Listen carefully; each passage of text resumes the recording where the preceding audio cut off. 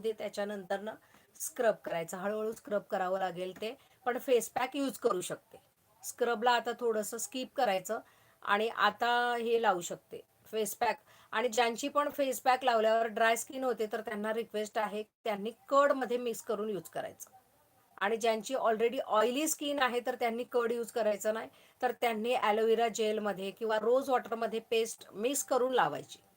समजलं? ज्यांची oily skin आहे त्यांनी कर्ड यूज करायचं नाही. ज्यांची ऑइली स्किन आहे त्यांनी ॲलोवेरा जेल किंवा रोज वॉटरमध्ये मिक्स करून यूज करायची ती पेस्ट.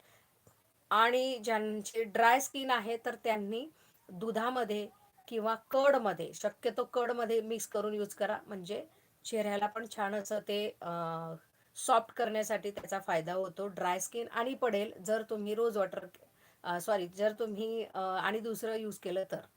पण ड्राय स्किनवाल्यांना ॲलोवेरा